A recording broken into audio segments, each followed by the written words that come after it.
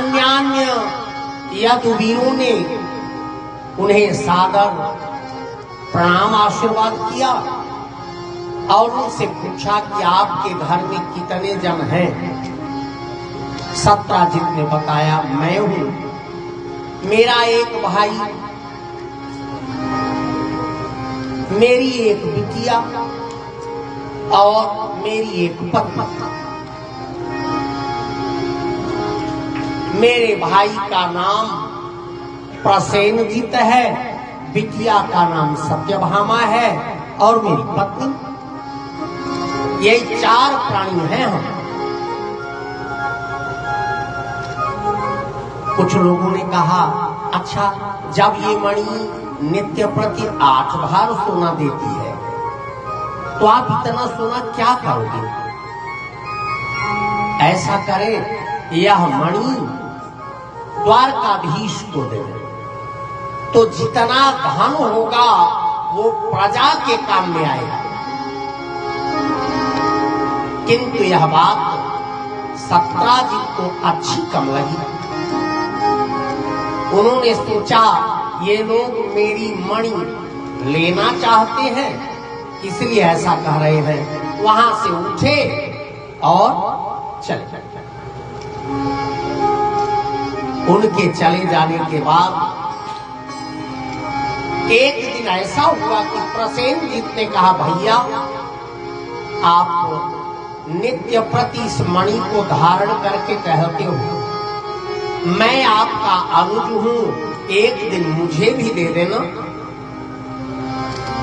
सत्राजित ने वह मणि निकालकर प्रसेनजित को प्रदान कर दिया कि लो तुम इसे पहनो। संयोग की बात, जब इस मणि को धारण करके प्रसेनजित जंगल की ओर गए तो एक शेर ने उनका शिकार कर दिया। अब मणि तो वहीं रह गई। भाई शेर को मणि से क्या मतलब? उसने प्रसेनजित को खा लिया, मणि वहीं पड़ी रह गई। इधर जब सत्राजित को पता चला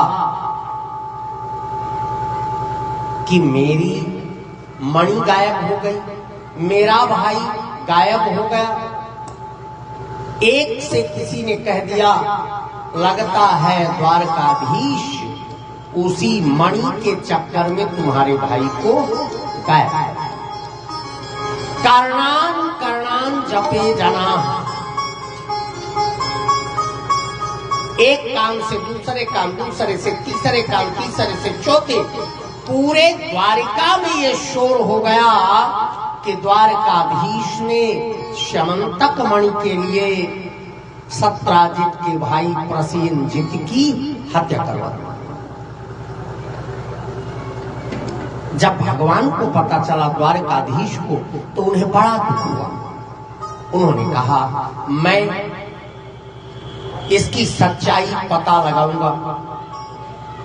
भगवान चल पड़े जंगल की ओर। उनकी दृष्टि जंगल की ओर गई। जाते जाते उन्होंने देखा कि एक जगह प्रसेनजित जैसे कपड़े पहने हुए लाश पड़ी है। पहचान हो गई कि प्रसेनजित को शेर ने शिकार कर दिया है। वहीं पर उन्होंने देखा कि भालू के चरण चिन्ह हैं। भालू के चरण चिन्हों को देखते हुए वे आगे चले गए। जहां भालू के चरण चिन्ह थे, जाते जाते एक गुफा दिखाई पड़ी। उसी गुफा में प्रवेश किया तो वह मणि जगमगा रही थी, क्योंकि इस मणि में 12 सूर्यों का प्रकाश दिखता था। इतना तेज था इसमें।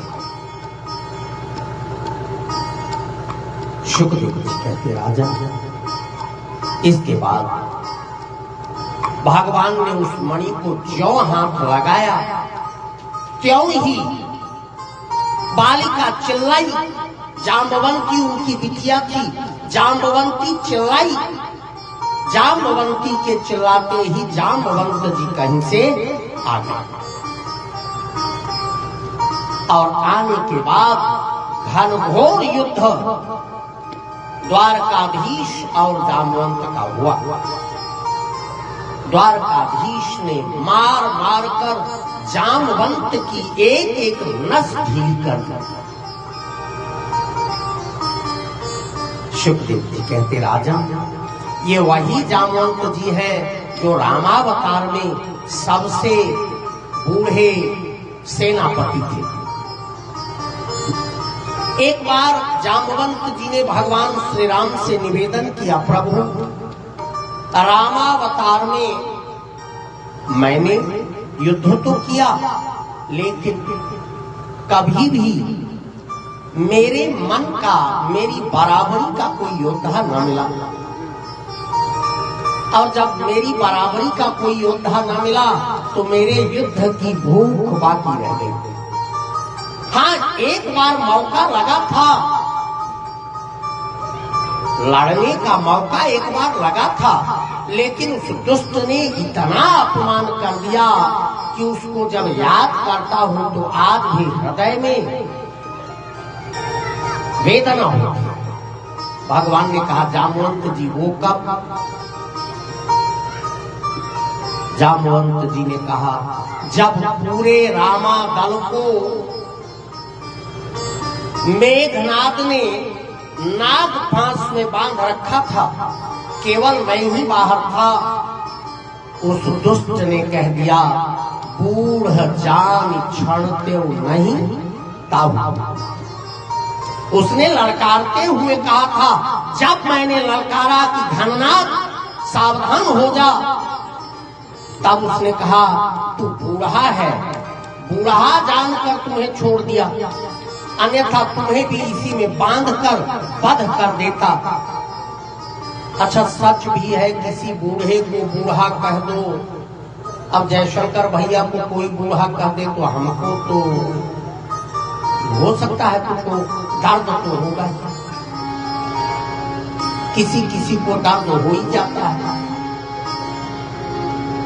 जाम्बवंत जी कहते हैं, प्रभु उसने मुझे बूढ़ा कह दिया तो वह दर्द आज भी है। एक बार हमको बढ़िया युद्ध का मौका दे देते। भगवान ने कहा, रामावतार में तो संभव नहीं, कृष्णावतार में मौका दे दूंगा। आज इस स्यमंतक मणि के चक्कर में भगवान ने मार मार कर जाम्बवंत जी की एक एक नस ढील कर। अब प्रभु को उन्होंने पहचाना। पहचानने के बाद चरणों पर गिर पड़े, स्यमंतक मणि देने लगे। भगवान ने कहा, देखो इसी मणि ने मुझे कलंकित करवा दिया है, अब इसको मैं ले नहीं सकता, आप स्वयं ले जाकर सत्राजित को देकर आवे।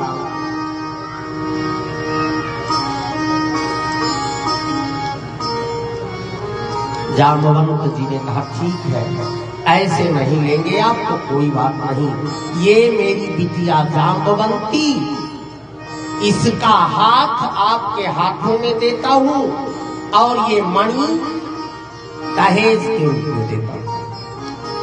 भगवान ने हाथ पकड़ लिया। अब भालू पीछे पीछे चले, आगे आगे द्वारकाधीश। लीला तो भगवान की, ले आए अपने द्वारका में ले आकर भवन के एक कक्ष में उसे बिठा दिया। ऊपर से साड़ी वगैरह ओढ़ाई। भालू और स्यमंतक मणि लेकर आए, सत्राजित को बुलाकर सौंप दिया, ये आप लीजिए, आपकी मणि मिल गई है। सारी घटना का वर्णन किया और वर्णन करने के बाद शुकदेव जी कहते, राजा भगवान ने जब वर्णन शुरू किया, सत्राजित को बड़ी ग्लानि हुई कि मैंने झूठ मूठ में द्वारकाधीश को कलंकित किया। मेरी भूल है ये। उन्होंने कहा प्रभु ये मणि अब आप ही रखो। भगवान ने कहा ना ना, इसी मणि के कारण मैं कलंकित हूं, अब इसे आप रखो। सत्राजित ने कहा ऐसे आप नहीं लूंगे, मेरी बिटिया सत्यभामा है, सत्यभामा का हाथ गोविंद के हाथ में देकर वह मणि दहेज देंगे।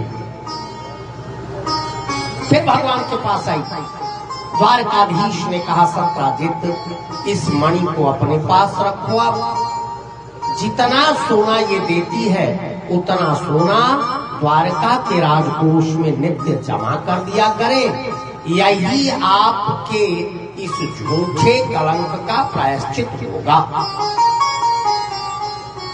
अब मणि फिर से सत्राजित के पास आ गया। शुकदेव जी कहते राजा अब दो विवाह करके, विवाह हुआ कहाँ, अभी तो पानी ग्रहण करके गोविंद ले आए।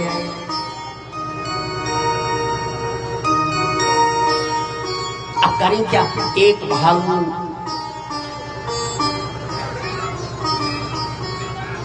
शुकदेव जी कहते राजा रुक्मिणी के पास गए, रुक्मिणी से कहना शुरू किया देवी आज 2 राजकुमारियां आई हैं, बहुत सुंदर है, नारी न मोह नारी का रूप। जैसे ही उन्होंने कहा बहुत सुंदर है, देवी रुक्मिणी के मन में तीस उठने लगी, वेदना होने लगी। प्रभु हमसे भी सुंदर देवी हमने देखा तो है नहीं। हाँ 2 राजकुमारियां आई हैं, आज सायंकालीन उनसे मेरा विवाहोत्सव बनेगा। लक्ष्मी जी ने हाथ पांव दबाया, साक्षात नारायण और नारायण की लक्ष्मी ही तो है और सब माया है। देवी रुक्मिणी ने निवेदन किया प्रभु एक काम करें, आशीर्वाद हमको दें कि अब जो भी इस महल में आवे वो मनुष्य रूप की हो जाए, लेकिन मुझसे सुंदर न हो। बस भगवान का काम बन गया। उन्होंने कहा देवी ये वस्तु, लेकिन उसके लिए आपको, क्योंकि आप प्रधान महिषी हैं, पट्ट महिषी आप हैं, मेरी प्रधान राजरानी आप हैं, इसलिए आपको स्पर्श करना होगा। देवी रुक्मिणी को ले गए, स्पर्श कराया। अब जाम्बवंती जो भालू थी उनके स्पर्श मात्र से ही मनुष्य रूप में हो गए। शुकदेव जी कहते राजन भगवान ने अब सत्यभामा और जाम्बवंती से एक संग विवाह किया। भगवान का अगला विवाह कालिंदी देवी से हुआ। एक बार अर्जुन के संग प्रभु घूमने गए और जब घूमने गए तो यमुना जी के किनारे एक सुंदर सी बालिका बैठी थी, रो रही थी। भगवान ने अर्जुन को भेजा, अर्जुन देखो काहे रो रही है। जाकर देखा तो उसने बताया देखिए मैं श्री कृष्ण को अपने पति रूप में पाने के लिए तपस्या कर रही हूं,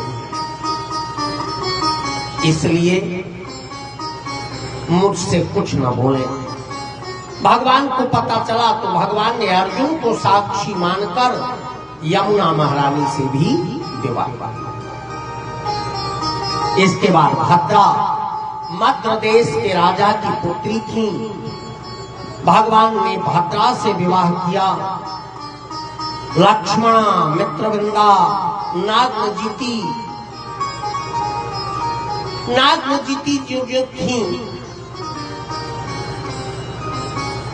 उनके पिता ने एक संकल्प किया था कि 7 बैल हैं, इन सातों बैलों को एक साथ जो नाथ देगा उसी के साथ अपनी बिटिया का विवाह करेंगे। भगवान द्वारकाधीश द्वारका से गए, सातों बैलों को नाथ दिया और वहां से नागनिजिति जिनका एक नाम सत्या है उनसे भी भगवान का पाणी ग्रहण कराया गया। इस तरह से भगवान ने 8 पटरानियों का पाणी ग्रहण किया। अंत में एक दिन द्वारकाधीश को सूचना मिली कि भौमासुर नाम का एक दैत्य है, वह जिन जिन राजाओं के ऊपर आक्रमण करता है उनका धन, राजकोष सब कुछ तो ले ही आता है, लेकिन जो सुंदरतम राजकुमारियां होती हैं उनको भी ले आकर उन्होंने अपने तहखाने में बंद कर दिया। उसका संकल्प था जब 21,000 हो जाएंगी एक साथ सबसे विवाह करूंगा। द्वारकाधीश को पता चला, द्वारकाधीश चले गए, भौमासुर के ऊपर आक्रमण किया, उसको जीता और जीतने के बाद जब तहखाना खोला गया तो उसमें 16,100 राजकुमारियां थी। भगवान ने उन देवियों को मुक्त करके कहा, देवियों अब अपने अपने घर चली जाओ। देवियों ने आंख में आंसू भर कहा, प्रभु अब हम कहीं जाएं, समाज हमको स्वीकार तो करेगा नहीं, हम समाज में परित्यक्त जीवन जिएंगे, हमको कौन ग्रहण करेगा? लोग कहेंगे कि भौमासुर दैत्य के यहां से आई है। समाज सुधार करने के लिए, क्योंकि संकरवणता फैलती, 16,108 16,100 कन्याएं जहां तहां भटकती, समाज सुधार के लिए गोविंद ने 16,100 राजकन्याओं से एक समय एक दिन विवाह कर दिया। इस तरह से भगवान की 16,108 पटरानियां हो गई। शुकदेव जी कहते, राजन बताओ, वेद की 1,00,000 ऋचाएं, उनमें से 80,000 ऋचाएं कर्मकांड की है, 4,000 ऋचाएं ज्ञान कांड की है और 16,000 ऋचाएं, जो 16,000 ऋचाएं हैं ये न तो कर्मकांड की है न तो ज्ञान मार्ग की है, ये उपासना कांड की है। और यही उपासना कांड की ऋचाएं मूर्तिमंत होकर 16,000 राजरानियों के रूप में भगवान श्री कृष्ण के घर आ गए।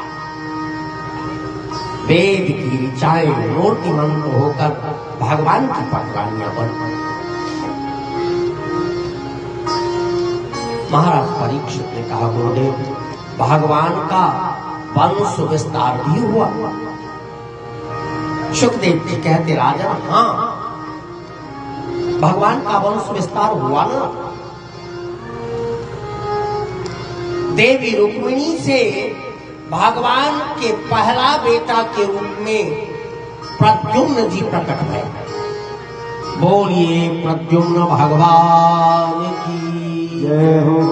और ये प्रद्युम्न कोई और नहीं है, जब शिव ईश्वर नयन उभारा, जब कामदेव को भगवान शिव ने क्षार कर दिया था, उनकी देवी रति विलाप कर रही थी, देवी रति विलाप कर रही थी। भगवान शिव ने कहा कोई बात नहीं, आप दुखी न हो, अब तो नहीं। हाँ, त्रेता युग में जब श्री कृष्ण का जन्म होगा तो उनके पुत्र के रूप में यही कामदेव होंगे। तुम उनकी सेवा करना, तुम्हें तुम्हारे पति मिल जाएंगे। राजन, पूरी घटना बड़ी विचित्र है। जैसे ही प्रद्युम्न जी पैदा हुए, संबरासुर नाम का एक दैत्य था। संबरासुर को अपनी मृत्यु के बारे में पहले से पता था कि मेरा काल श्री कृष्ण के यहां जन्म लेगा। सो सूतिका गृह में पहुंचकर पैदा होते ही उसने प्रद्युम्न जी को उठा लिया, लेकर आकाश मार्ग से जा रहा था। उसने सोचा इसके वध की क्या जरूरत है, नीचे समुद्र है, इसी में गिरा देता हूं। प्रद्युम्न जी को लिए जा रहा था, बीच समुद्र में गिरा। ज्यों समुद्र में गिरे, क्यों एक मछली ने उन्हें निगल लिया, एक मछली के मुंह में चले गए और वह मछली तत्क्षण एक निषाद की जाल में फंस गई।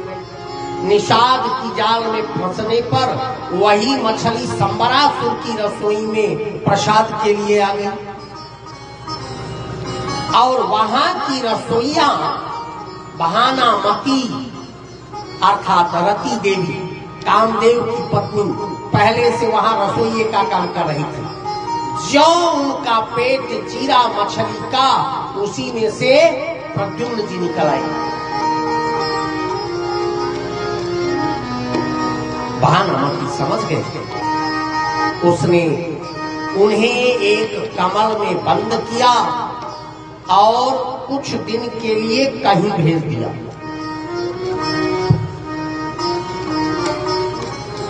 जब वहां से लौट कर आए तो 16 वर्ष के युवा थे प्रद्युम्न जी।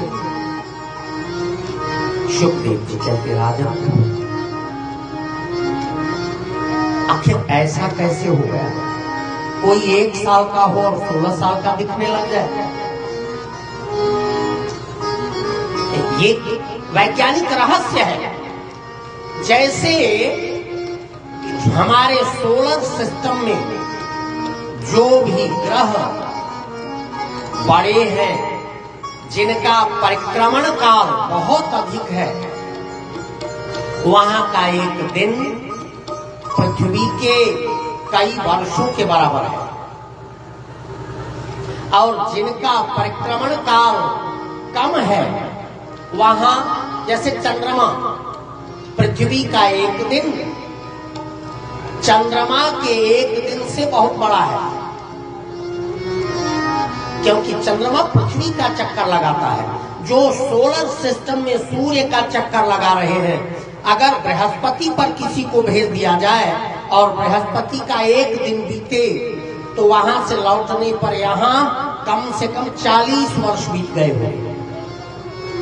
जैसे रेवती का हुआ, यहाँ से ब्रह्मलोक गई, केवल ब्रह्मलोक इसलिए गई ये जानने के लिए कि मेरा विवाह कैसे होगा, कहाँ होगा।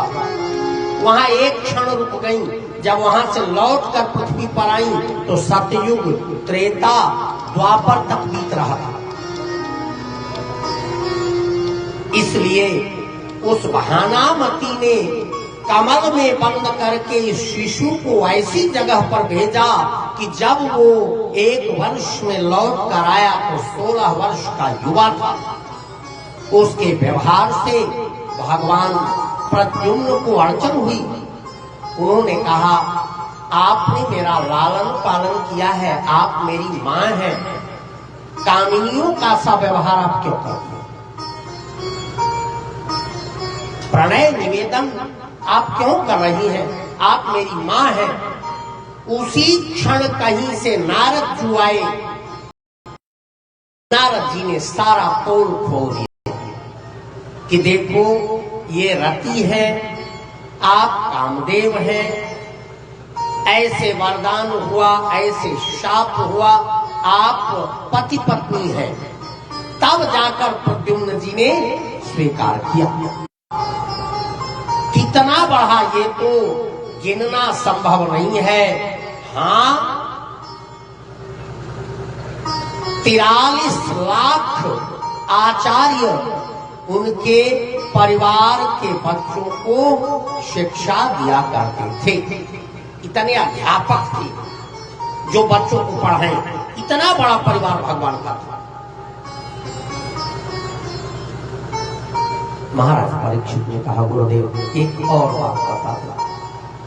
सबसे बड़े बेटा तो प्रद्युम्न और सबसे बड़े नाती के रूप में कौन हुआ? शुकदेव जी कहते, राजन प्रद्युम्न जी के ही बेटा अनिरुद्ध। अनिरुद्ध जी देखने में भगवान श्री कृष्ण और प्रद्युम्न जैसे ही थे। दोनों का स्वरूप एक ही था।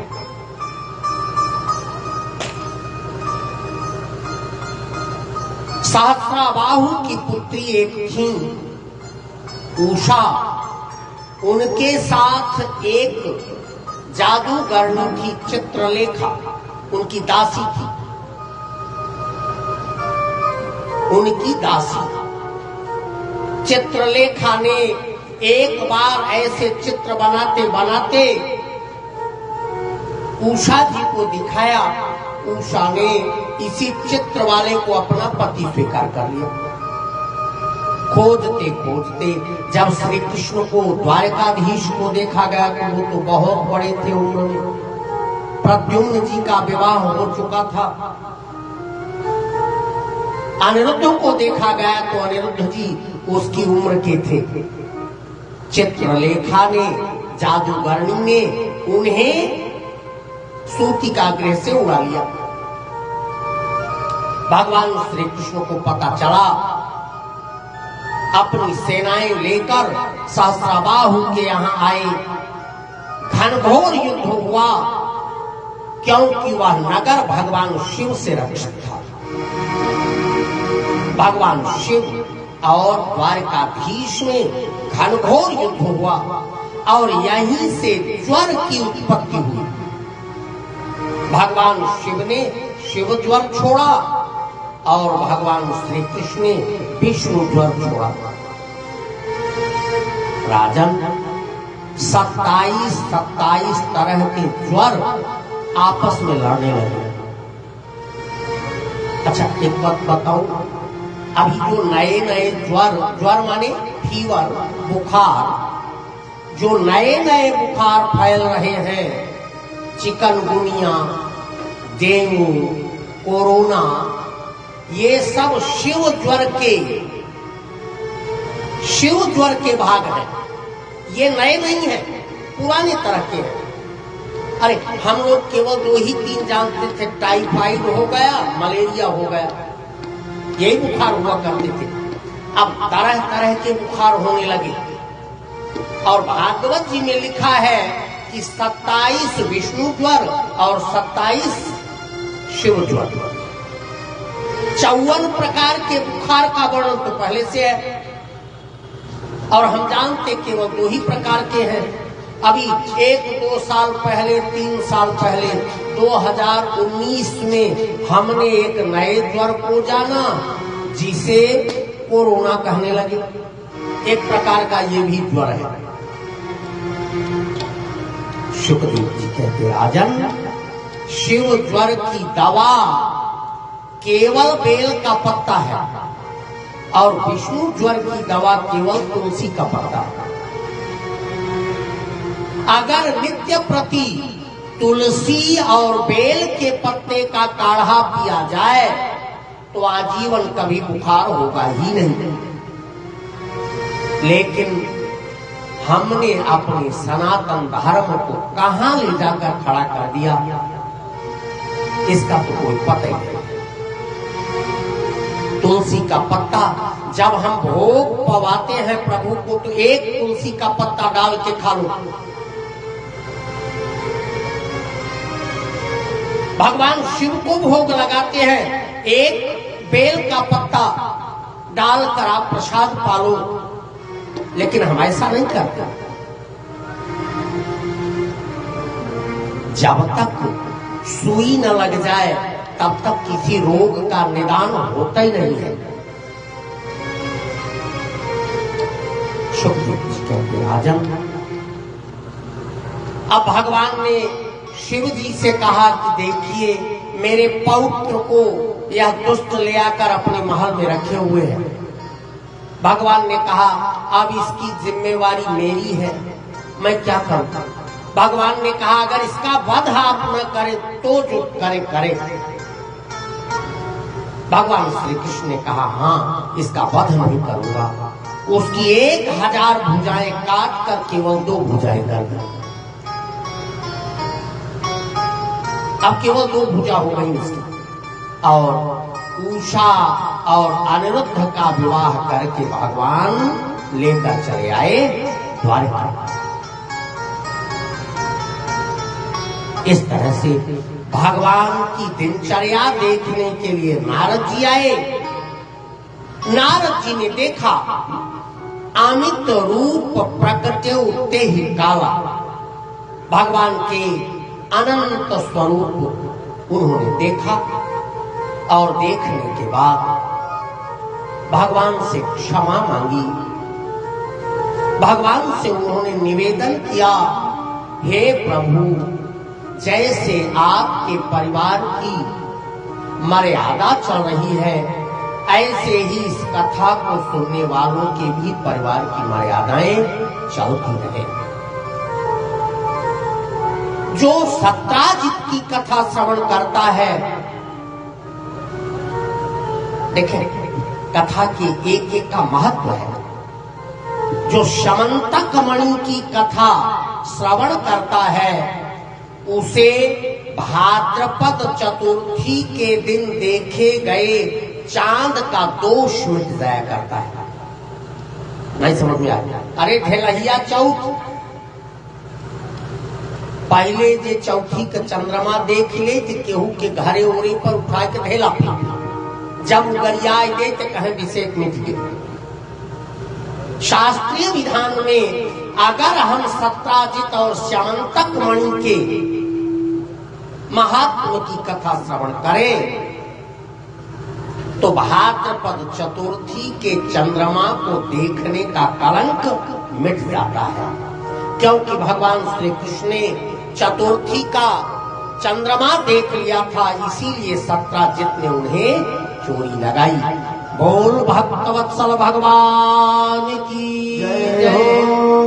सुखदेव जी कहते जब नारद जी आए तो नारद जी ने भगवान से केवल यही मांगा, हे प्रभु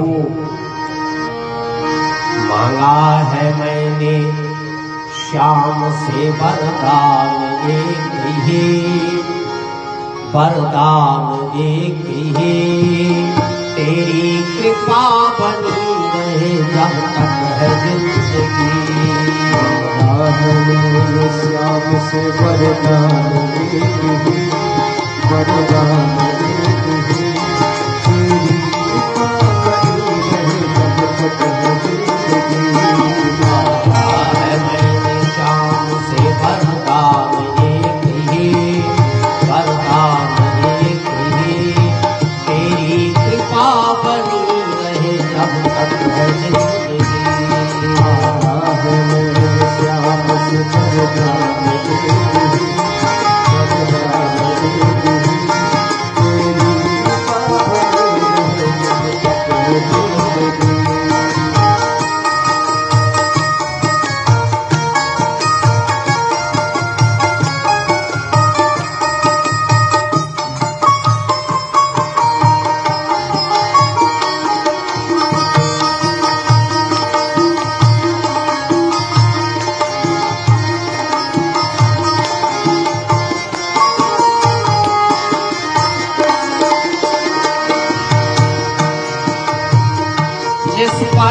प्रभु का हाथ था वो पार हो गया।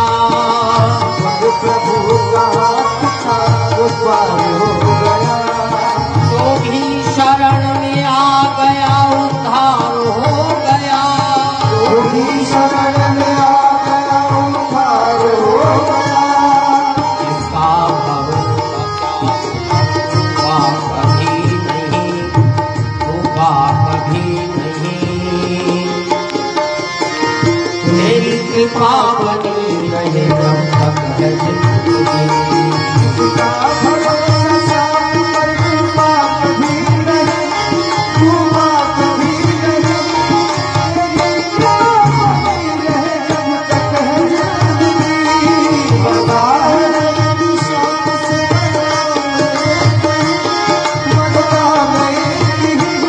तेरी कृपा बनी रहे जब तक है जिंदगी।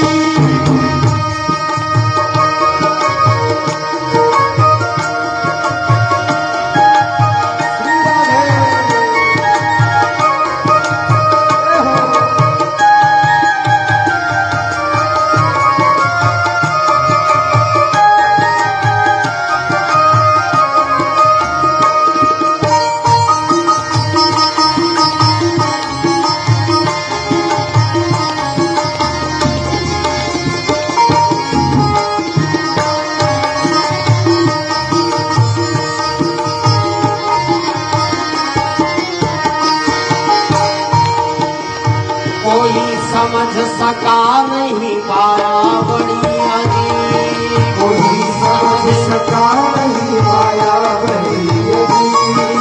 जिसने प्रभु को पा लिया वही है खुशनसीब। जिसने प्रभु को पा लिया वही है खुशनसीब। कोई समझ सका नहीं माया बड़ी अजीब। कोई समझ सका नहीं माया बड़ी अजीब। जिसने प्रभु को पा लिया वही है खुशनसीब। जिसने प्रभु को पा लिया वही है खुशनसीब। की इजाजत के बिना पत्ता हिले नहीं। तेरी कृपा बनी रहे जब तक है जिंदगी। जिसके इजाजत के बिना पत्ता हिले नहीं, पत्ता हिले नहीं।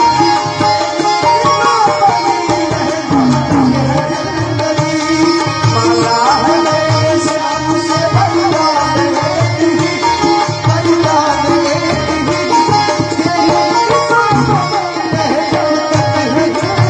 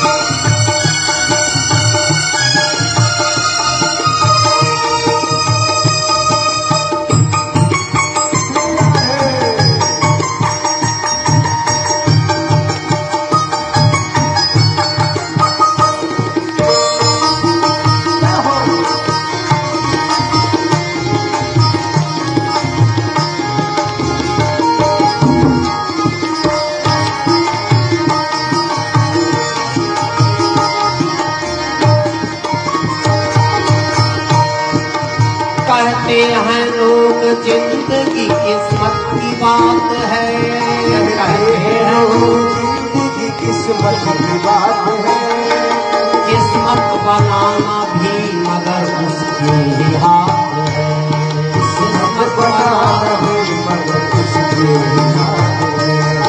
कहते हैं लोग जिंदगी किस्मत की बात है, कहते हैं लोग जिंदगी किस्मत की बात है, किस्मत बनाना भी मगर उसके ही हाथ है, किस्मत बनाना भी मगर उसके ही हाथ है। करे यकीन अब तेरा ज्यादा समय नहीं, ज्यादा समय नहीं, तेरी कृपा बनी रहे जब तक है जिंदगी। करे यकीन अब मेरा ज्यादा समय नहीं, ज्यादा समय नहीं, तेरी कृपा बनी रहे जब तक है जिंदगी। वादा है मेरे श्याम से एक ही, वरदान एक ही, तेरी कृपा बनी रहे जब तक है जिंदगी। वादा है मेरे श्याम से वरदान एक ही, वरदान एक ही, तेरी कृपा बनी रहे जब तक है जिंदगी। तेरी कृपा बनी रहे जब तक है जिंदगी। तेरी कृपा बनी रहे जब तक है जिंदगी। बोल भक्त वत्सल भगवान की जय हो। शुक्रदेव जी कहते राजन, मैंने तुम्हें भगवान श्री कृष्ण के पूरे परिवार का वर्णन श्रवण कराया। राजन, अब आप क्या सुनना चाहते हो? महाराज परीक्षित ने कहा, गुरुदेव, कल की कथा में आपने एक चर्चा की थी कि जब भगवान सांदीपनी ऋषि के आश्रम में पढ़ने गए तो वहां पर उनकी भेंट एक ब्राह्मण मित्र से हुई। वो कौन था उसका वर्णन करें। शुक्रदेव जी कहते राजा, कृष्णस्यासीत् सखा कश्चित् ब्राह्मणो ब्रह्मवेत्तमः विरक्तः इन्द्रियार्थेषु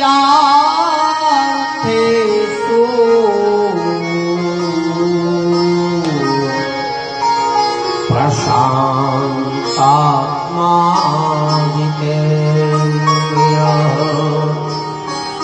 विरक्तः इन्द्रियार्थेषु प्रशान्तात्मा जितेन्द्रियः।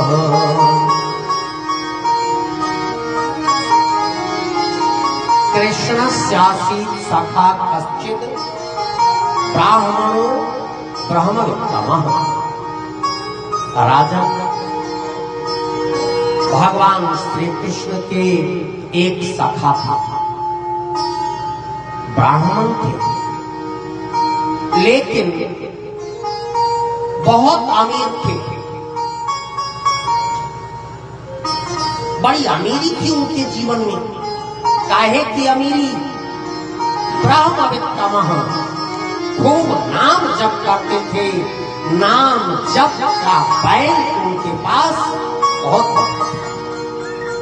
ब्राह्मणों ब्रह्मवित्तमः, ब्रह्मवित्तम थे। इतना ही नहीं, राजन, विरक्तः इंद्रियार्थेषु, इंद्रियों के सुख से सर्वथा विरक्त थे। उनकी जो भी ज्ञानेन्द्रियां थी, जो भी कर्मेंद्रियां थी, सब नारायण के प्रति तदाकार भक्ति को प्राप्त करती थी। तदाकार वृत्ति क्या है? तदाकार वृत्ति का तात्पर्य है जैसे भृंगी एक प्रकार का कीड़ा होता है, वो स्वयं बच्चा नहीं देता। किसी भी कीड़े के बच्चे को पकड़ ले आता है और अपने घर में रख देता है। अरे आपने खुद देखा होगा, मिट्टी का ऐसे लगा का कहते हो कि बसुनरी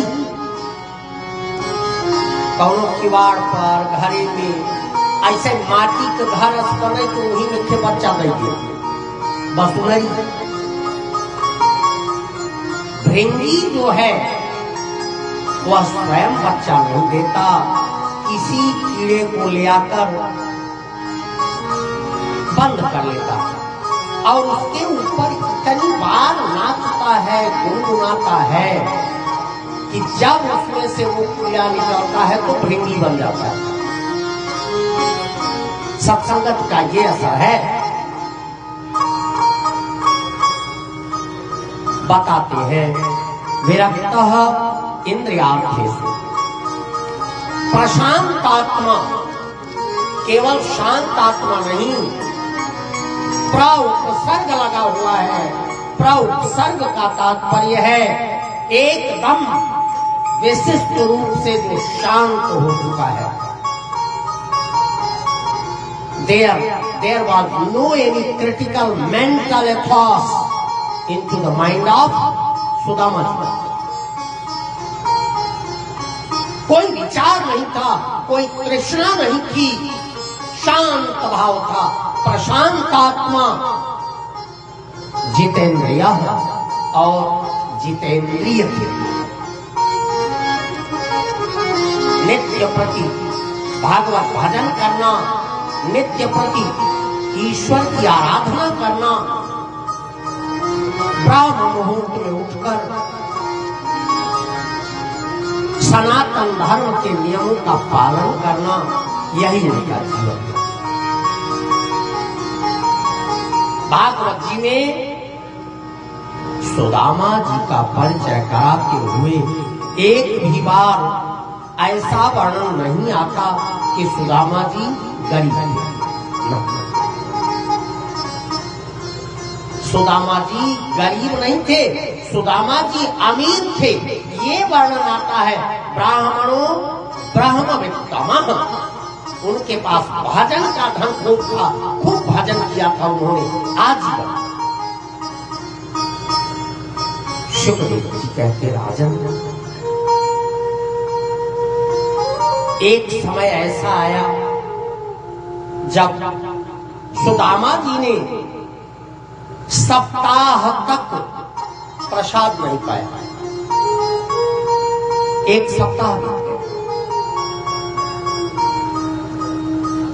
लेकिन प्रक्रिया वही, नित्य सुबह जाना, भगवान की सेवा करना और फिर वहां से वापस आना।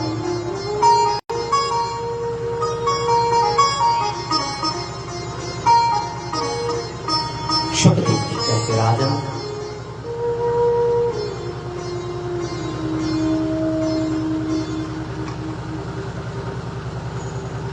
एक बार एक नित्य प्रति गंगा जी जाते, गंगा जी को 18 अध्याय गीता सुनाते और सुनाकर वापस आते।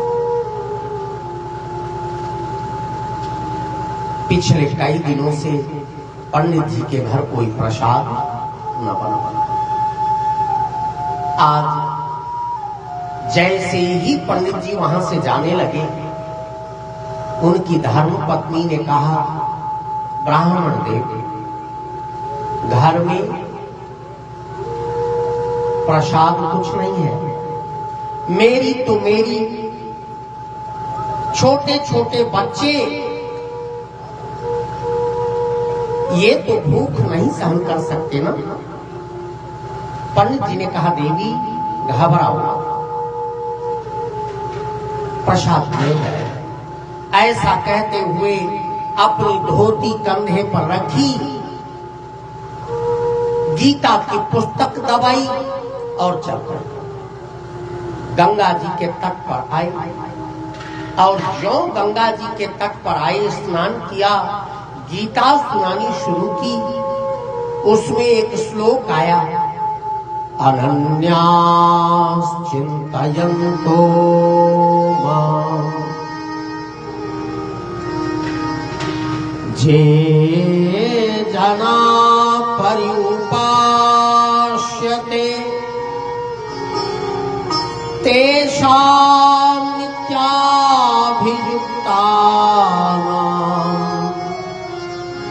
योगक्षेमं वहाम्यहम्।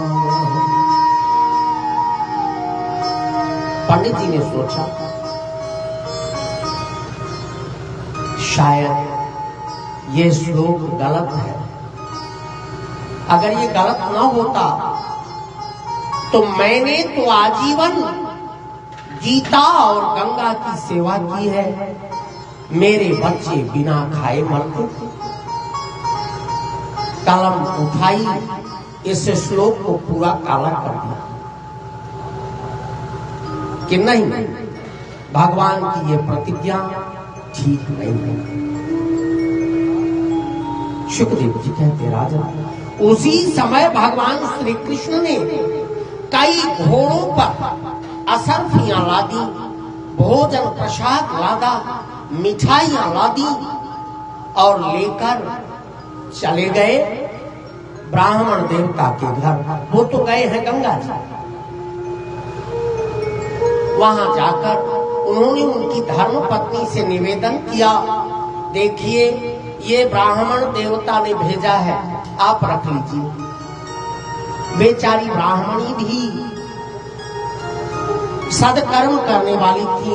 उन्होंने कहा, देखिए है नहीं, आप ले जाओ, जब आएंगे तो आइएगा। भगवान ग्वाल के रूप में आए थे। उन्होंने कहा, नहीं नहीं, आप रख लें। पंडित जी ने कहा है इसको रखकर फिर 56 भोग बना था, उसकी सुगंध चारों ओर फैल रही थी। सैकड़ों घोड़ों पर लदा हुआ सोने का सिक्का, असरफियां, धन संपत्ति सब बाहर रख दिया गया।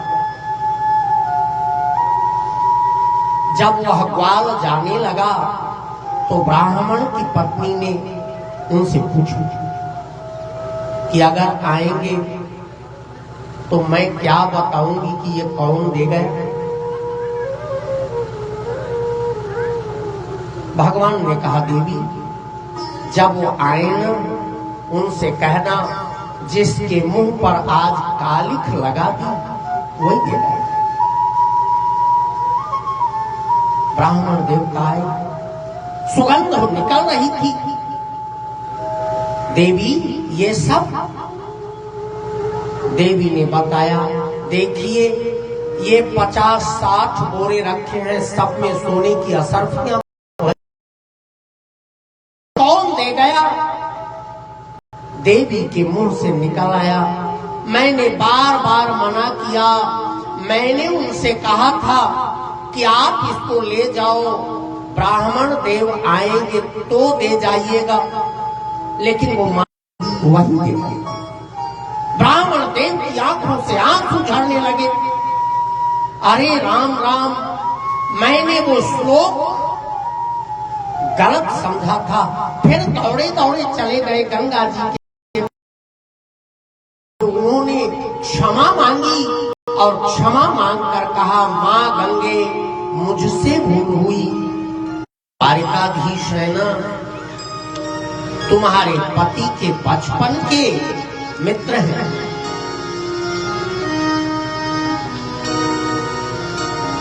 एक बार अगर उनसे मिल लेते तो ये दरिद्रता समाप्त हो गया। नारद जी के चले जाने के बाद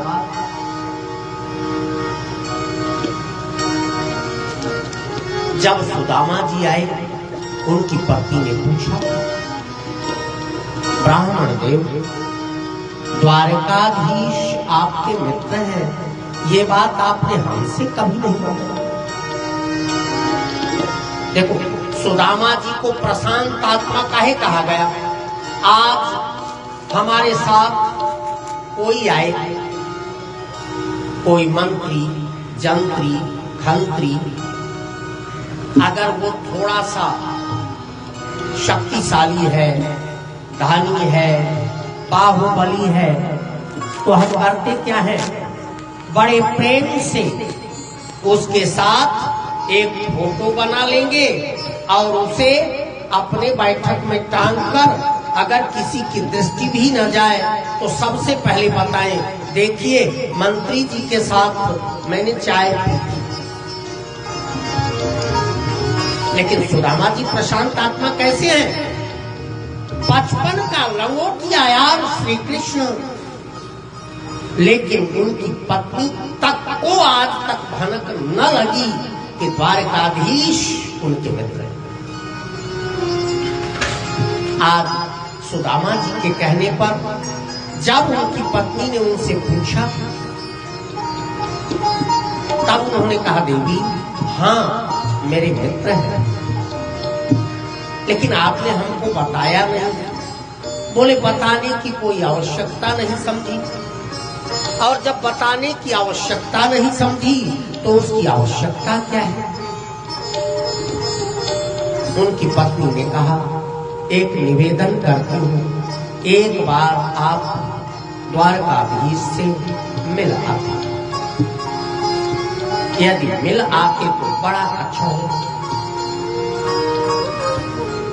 अब मित्रों के आगमन की बात सुदामा जी ने कहा, देखिए मैं मिल आता हूं। कैसे मिलते हो? आंख बंद करता हूं, ध्यान करता हूं, बस श्री कृष्ण से भेंट हो जाता।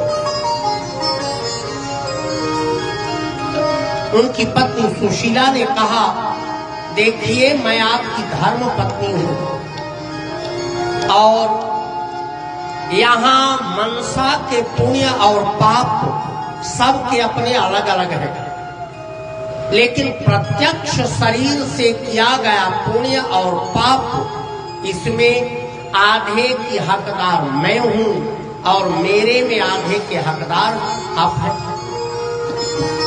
इसलिए आप सशरीर एक बार मिला।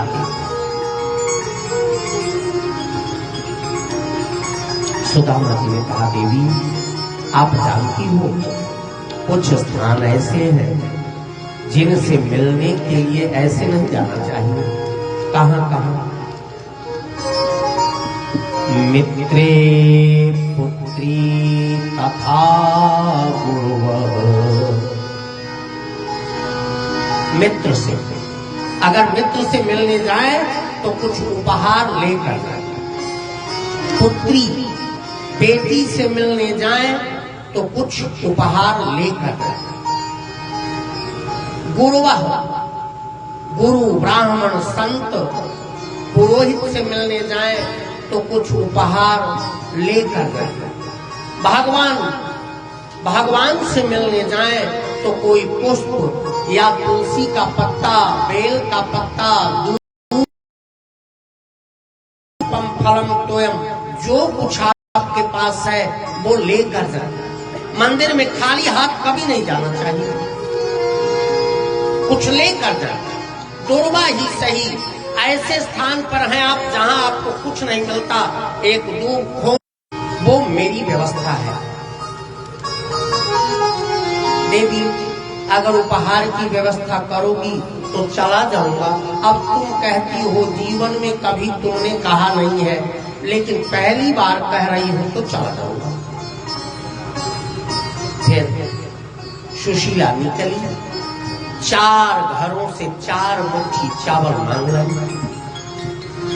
याचित्वा चतुरोस्तिन विप्राम पृथक तन। 4 घरों से 4 मुट्ठी चावल मांग लाई और क्या क्या शहील खंडेन तान बद्ध्वा, घर में साबुत कपड़ा भी नहीं था, फटी छिटी प्रादात्पायनम, अपने पति को उन्होंने प्रदान कर दिया। महाराज जी यही लेकर आप चले गए। सुदामा जी ने कहा देवी तुम दे रही हो तो चला जाओ, क्योंकि तुमने दिया है ना, पूरे जीवन तक किसी से मांगना न पड़ा, लेकिन आज जा रहा हूं, मांगूंगा तो नहीं, कहीं कन्हैया ये न समझ बैठे कि मैं कुछ चाह रहा हूं, ऐसा तो नहीं होगा। चले पूरे दिन तक दुबले पतले 1.5 हड्डी के ब्राह्मण चले जा रहे थे। सायंकाल हो गई, बस थोड़ी दूर आए थे, 1 आध फरलांग, सायंकाल हो गई, थक गए थे, बैठ गए। एक वृक्ष की जड़ थी, उसी जड़ का तकिया बना लिया, वहीं लेट गए। मन मन भाव निकलने लगा, दूर नगरी बड़ी दूर नगरी, दूर नगरी कैसे आऊं रे कन्हाई, कैसे आऊं रे नंदलाला, बड़ी दूर नगरी कैसे आऊं रे कन्हाई, तेरी गोकुल नगरी बड़ी दूर नगरी, बड़ी दूर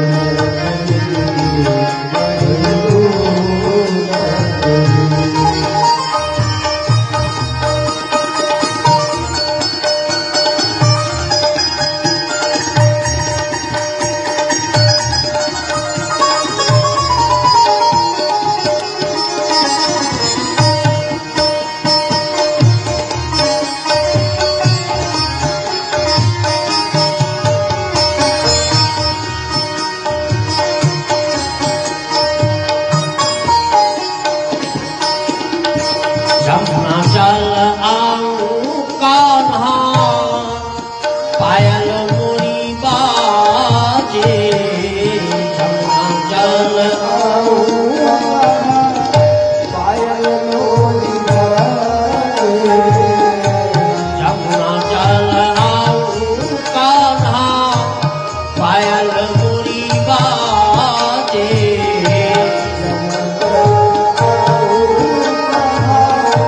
पायल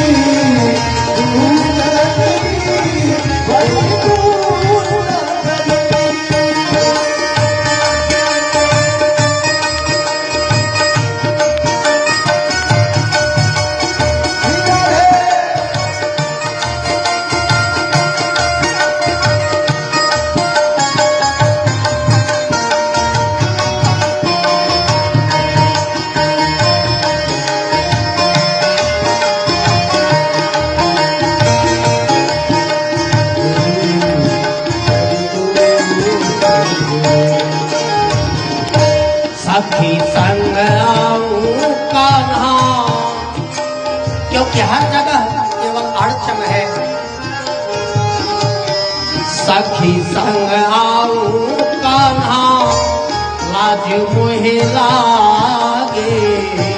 सखी संग आऊं कान्हा लाज मोहे लागे।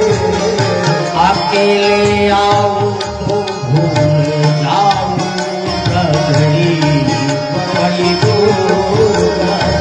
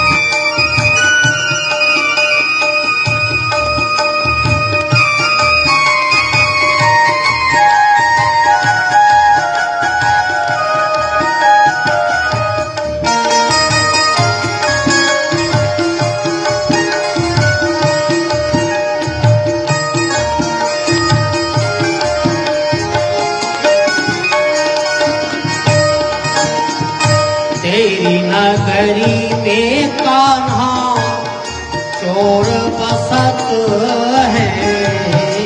नगरी में कान्हा चोर बसत है।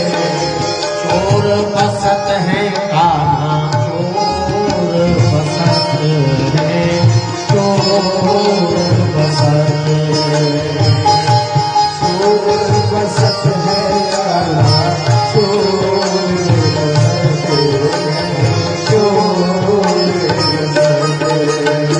अब ये चोर कौन है? हमने अपने जन्म जन्मांतर के समस्त कर्मों की एक गठरी बनाई है और उस गठरी को सिर पर धरे घूम रहे हैं। अपने कर्मों की गठरी मीरा जी कहती हैं, तेरी नगरी में कान्हा चोर बसत है। तेरी नगरी में कान्हा चोर बसत है। लूट लई है वो मेरी नख चुनरी बड़ी दूर नगरी।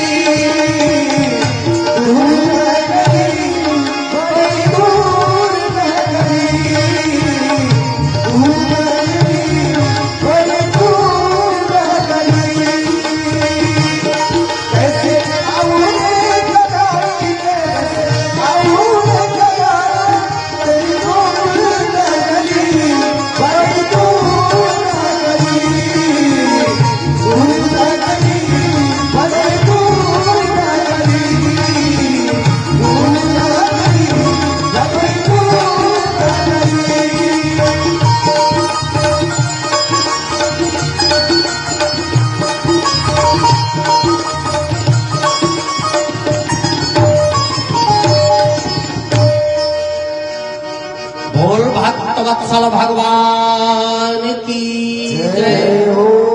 सुखदेव जी कहते राजन, जब सुदामा जी के ये भाव हुए कि अब मैं द्वारका पहुंच नहीं पाऊंगा, उन्होंने भगवान के ऊपर छोड़ दिया। हे घनश्याम मुझे पहुंचाओ। सुखदेव जी कहते राजा, तत्क्षण एक नाविक वहां आया। नाविक ने कहा, बाबा मैं द्वारका चल रहा हूं, रात बहुत बीत गई है, अगर आप मेरी नाव पर बैठ लेते तो मैं आराम से द्वारका चले गए। सच्चाई ये है, न तो वहां कोई नदी है, न कोई नाव है, न कोई नाविक है। कौन है आप समझते हैं? बाबा ने कहा भैया उठ तो नहीं सकता, अब थक गया हूं। हाँ, अगर उठाओ तो चलकर तुम्हारी नाव में बैठ जाऊं, लेकिन मैं सोऊंगा। उस नाविक ने उन्हें उठाया, उठाकर अपनी नाव में रख लिया और नाव में रखने के बाद नाव चल पड़ी। सुदामा जी केवल इतना कह रहे थे, जो बिक चुके हैं और खरीदा है आपने,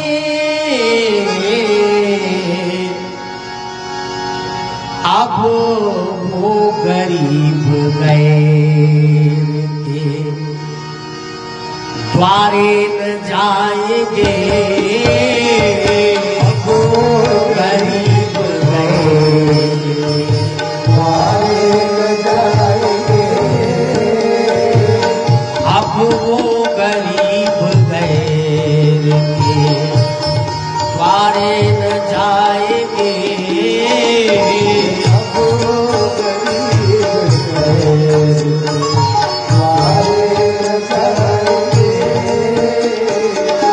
मुझसे अधम अधीन उधारे न जाएंगे, मुझसे अधम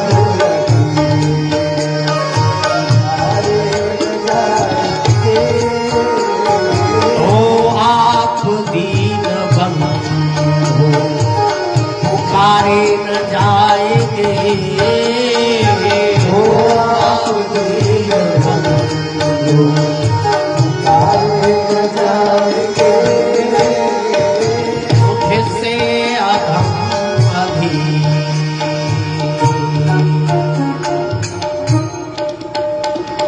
सुखदेव जी कहते राजा, सुदामा जी ने समर्पित कर दिया।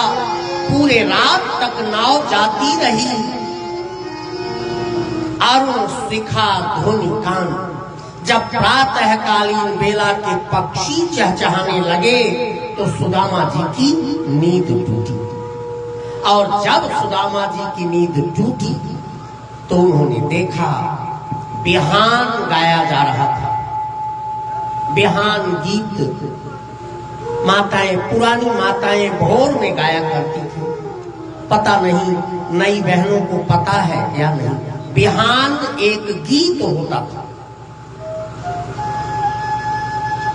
और उसकी जो धुन है वेद स्तुति, भागवत जी में वेद स्तुति जो है वो बिहान गीत पर है। जय जय जय ही अजाम जित, दोष गृभीत गुणान।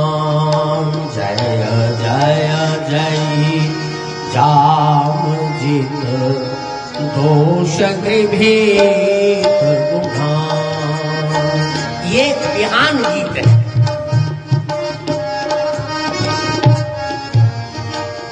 सुखदेव जी कहते राजन, जब बिहान गीत सुनाई पड़ने लगे, अरुण शिखा दिखाई पड़ने लगी, थोड़ी थोड़ी लालिमा दिखने लगी, तब उस समय सुदामा जी ने देखा तमाम लोग आ रहे हैं, तमाम जा रहे हैं।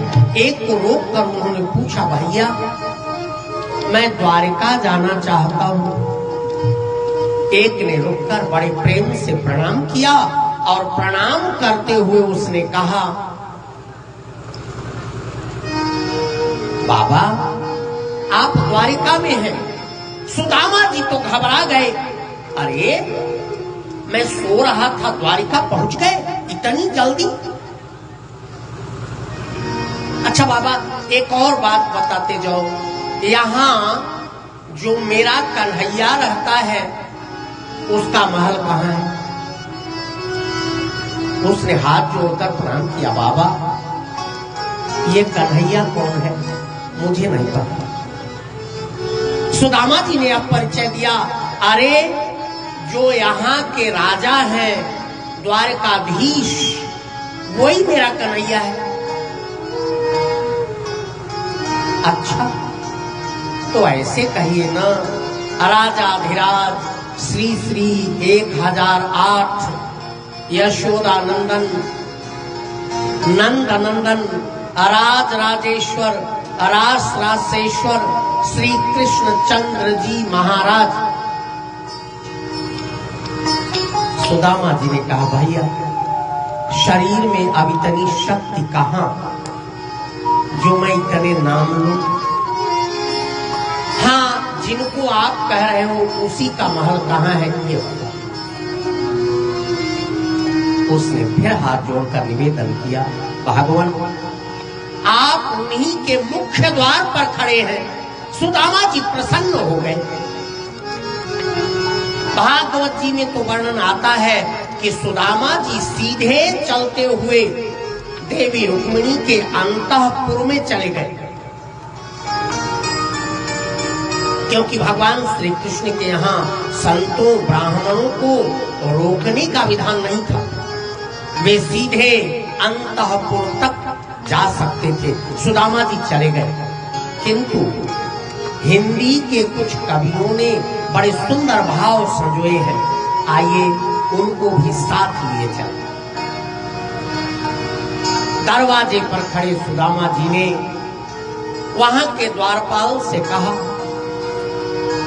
भैया मैं श्री कृष्ण का मित्र हूं, मेरा नाम सुदामा है, मैं उनसे मिलना चाहता हूं। शुक्रिया कहते राजा। उसने बड़े प्रेम से अपना स्थान छोड़ दिया, प्रणाम किया और बोला, देखो यद्यपि आपको रुकने की आवश्यकता नहीं, लेकिन प्रातःकालीन बेला है, अगर आपका आदेश हो तो द्वारकाधीश से मिलियो, सूचना भिजवाई। द्वारपाल गया, सुधर्मा सभा लगी हुई थी, उसने वहां निवेदन किया, द्वारकाधीश की जय हो। उन्होंने पूछा, द्वारपाल कोई सूचना ले आए हो? उसने कहा, प्रभु सूचना एक बहुत महत्वपूर्ण है। बोले, कौन सी सूचना? उसने निवेदन किया, दरवाजे पर एक दुबला पतला क्षीण काय व्यक्ति खड़ा है, उसके सिर पर पगड़ी नहीं है, उसके तन पर कपड़ा नहीं है, पता नहीं कहां से आया है, अपना पता नहीं बता रहा है, बड़ा चकित है, आपके द्वार पूछ रहा है और अपना नाम। यहां तक तो भगवान सुन रहे थे। उसने निवेदन किया, शीस पगा न झगा तन में प्रभु, जाने को आई बसे के ही ग्राम, धोती फटी सिलती दुपती अरु, पाए उपान की नहीं साम, द्वार खड़ो द्विज दुर्बल एक, रहो चकिसो वसुधा अभिरामा, पूछत दीन दयाल को धाम, बतावत आपनो नाम सुदामा। जो सुदामा नाम सुना, भगवान अपनी सुधर्मा सभा छोड़कर पैदल द्वार की ओर भागे, दोनों हाथ ऊपर करके सुदामा सुदामा सुदामा ऐसा कहते हुए भागे चले जा रहे थे। सुधर्मा सभा एकदम शांत, किसी की समझ में न आए कौन आ गया है कौन। इंद्र भी अगर प्रवेश किए होंगे तो सिर झुकाया होगा, ब्रह्मा आए होंगे तो सिर झुकाया होगा।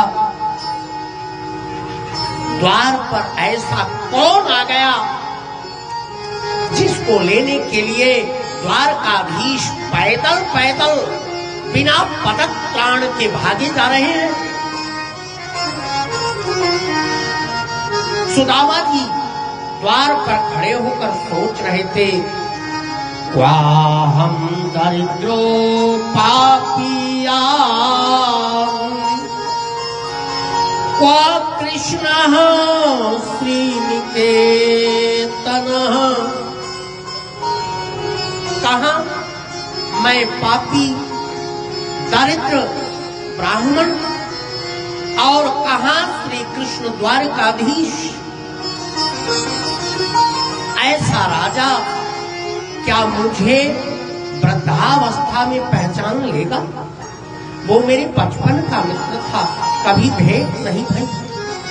लेकिन भगवान पहुंचे तब क्या किया, बाहुभ्याम परिरंभितः, भगवान ने दोनों हाथ पीछे लगाकर सुदामा को अपने हृदय से लगा लिया। भगवान सुदामा को लिए लिए अपनी सुधर्मा सभा में आए। सुधर्मा सभा में उस राज सिंहासन पर बिठाल दिया जिस पर स्वयं बैठते थे। भगवान पाम पार्श्व में खड़े होकर इस ब्राह्मण को ऊपर से नीचे तक देख रहे थे।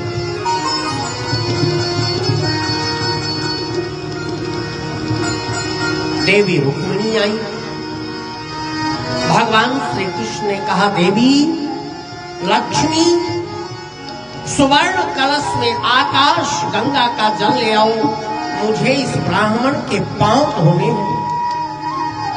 लक्ष्मी जी को बड़ा आश्चर्य हुआ कि आज तक भगवान ने हमें कभी कोई आदेश नहीं किया, कौन आ गया है?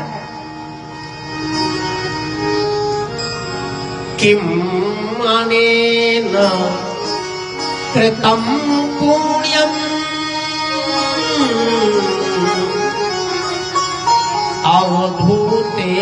अवधूतेन भिक्षुणा। अरे इस अवधूत वेशधारी भिक्षुक ने कौन सी तपस्या की है कि त्रिलोक का स्वामी साक्षात लक्ष्मी को आदेश करता है कि सुवर्ण कलश में आकाश गंगा का जल ले आओ, इसके पांव धोए जाए। भगवान समझ गए देवी संपत्ति का अहंकार है, ये संपत्ति का अहंकार तोड़ना चाहिए। लक्ष्मी जी गई, क्योंकि रुक्मिणी जी लक्ष्मी जी की ही अवतारी है। जैसे ही लक्ष्मी जी अंदर गई, भगवान समझ गए इस देव। भगवान ने ध्यान से सुदामा के पैरों को देखा, बोल पड़े, ऐसे बेहाल बेवाइन सो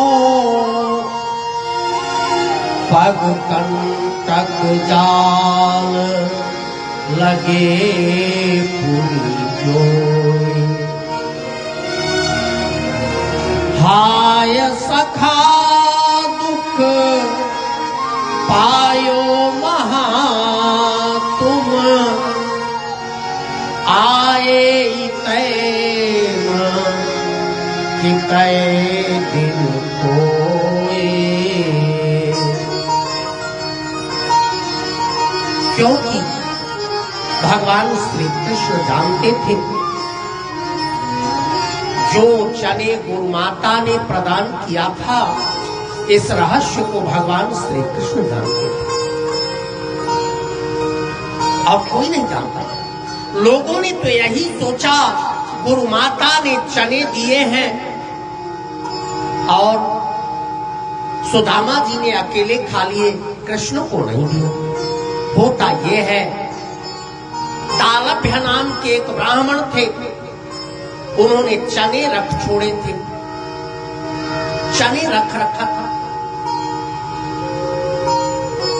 उसे भिगो दिया। भिगो देने के बाद इस चने को एक चोर चुरा ले गए। उस ऋषि की पत्नी ने शाप दे दिया, जिसने भी मेरे चने चुराए हैं अगर वो खा लेगा आजीवन दरिद्र बना रहेगा। वही चने की पोटली सांदीपनी गुरु के आश्रम में वह चोर, जब उसने ये रहस्य जाना नारद जी के द्वारा, तो ले आकर सांदीपनी ऋषि के आश्रम में वो पोटली रख दी और उस पोटली को रख कर चोर पीछे से सुदामा की ही कुटिया के पीछे कह रहा था, अरे राम राम,